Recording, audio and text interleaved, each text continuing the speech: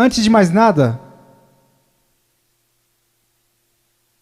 entrai pela porta estreita, porque larga é a porta e espaçoso o caminho que conduz à perdição, e muitos são os que entram por ela. Há uma porta estreita.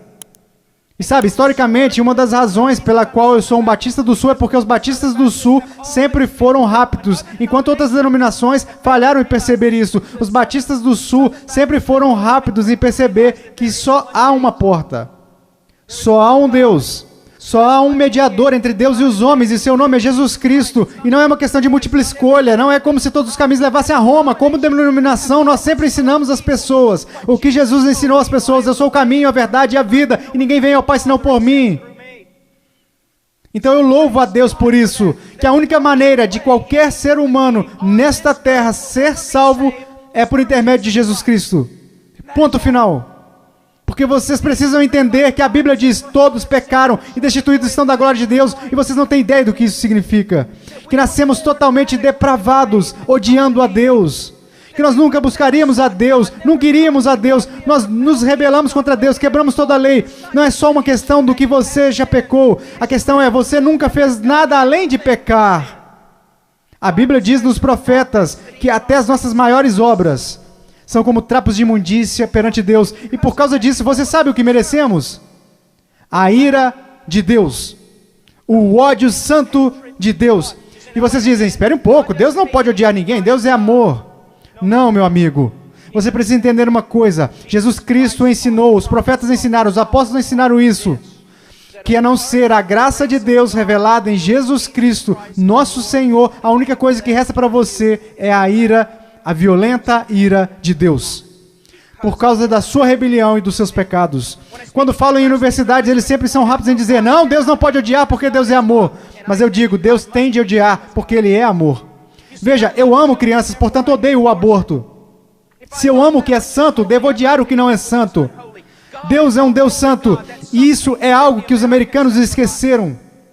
Muitas das coisas que você adora fazer, Deus odeia. Você sabia disso? Ore por um avivamento. Você vai para a reunião de jovens e quer que Deus haja, mas antes de ir, você assiste programas na TV que Deus absolutamente abomina. Então você se pergunta por que o Espírito Santo não desceu sobre nós, e por que você tem que criar falso fogo e falso entusiasmo. Porque Deus não está presente. Deus é um Deus santo. E a única maneira pela qual eu e você poderíamos nos reconciliar com o Deus Santo é pela morte do Filho unigênito de Deus, quando Ele foi pendurado naquela cruz. Agora me escute, se você hoje é um salvo, você não foi salvo porque os romanos e os judeus rejeitaram a Jesus. Você não foi salvo porque eles colocaram uma coroa de espinhos na cabeça dele. Nem foi salvo porque eles perfuraram o tórax de Jesus. Você não foi salvo nem mesmo porque eles o pregaram na cruz. Você sabe por que você é salvo? Se você é salvo, porque quando Jesus Cristo estava pendurado naquela cruz, Ele carregou os seus pecados, o pecado do povo de Deus, e toda a violenta ira de Deus que deveria ter caído sobre você, caiu sobre o seu único filho. Alguém tinha que pagar o preço. Alguém tinha que morrer. Foi Deus o Pai quem o esmagou. O seu único filho, de acordo com Isaías 53. Ao Senhor agradou moê-lo. As pessoas dizem: a cruz é um sinal de quanto o homem é valioso. Isso não é verdade. A cruz é um sinal de quão depravados nós realmente somos, que levou à morte o Filho único de Deus. A única coisa que poderia salvar pessoas como nós foi a morte do único Filho de Deus, sob a ira de seu próprio Pai, pagando o preço, levantando dentre os mortos, poderoso para salvar. Este é o Evangelho de Jesus. Agora, o que você é chamado para fazer? Você diz: entrar pela porta estreita. Como você faz isso? Jesus disse: o tempo é chegado, o reino de Deus se aproxima. O que você deve fazer? Em Marcos, ele nos diz: arrependa-se e creia no Evangelho. Você diz: irmão Paul, eu fui salvo orando e pedindo para Jesus entrar no meu coração. E eu tenho certeza que você fez isso. Mas você não foi salvo por uma fórmula mágica ou por causa de algumas palavras que você repetiu. Você foi salvo porque se arrependeu dos seus pecados e creu.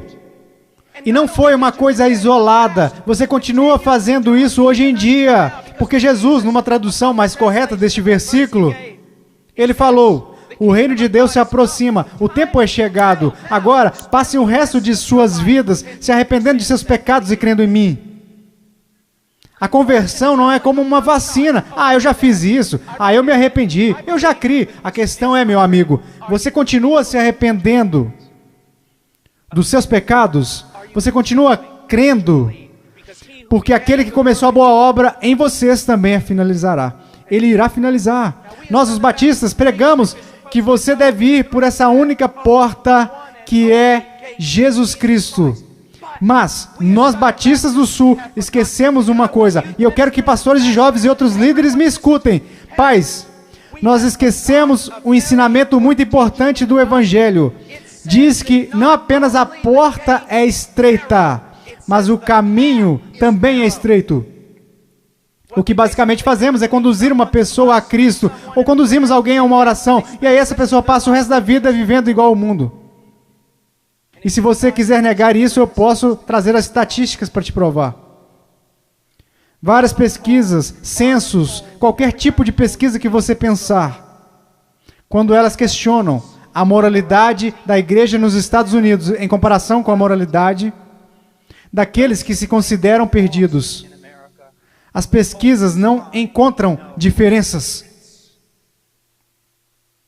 Veja, estes são apenas dados, não tem nada a ver com a interpretação religiosa, são estatísticas. Livros e mais livros têm sido escritos incessantemente por teólogos, filósofos, sociólogos e etc. O que está acontecendo na igreja? Descobrimos que o aborto na igreja é tão prevalente quanto no mundo. O divórcio é tão prevalente, a imoralidade. Vocês sabem, assim como eu, que há jovens aqui neste momento que estão praticando imoralidade e ainda assim adorando a Deus como se nada estivesse acontecendo. Você sabe que há jovens aqui que estão usando drogas e indo para a reunião de jovens da igreja. Você sabe, vendo e fazendo coisas que não são apropriadas para cristãos. E ainda assim eles vão para a reunião de jovens convencidos de que estão satisfeitos, convencidos de que são salvos. E ninguém está falando nada a não ser isso. Eles são cristãos carnais. Eles são cristãos de verdade. Só são carnais. Essa é uma doutrina que começou num seminário batista, que não era um seminário dos batistas do Sul, muitas décadas atrás. Essa doutrina não é bíblica e não é histórica. Meu caro amigo, ser cristão carnal não existe.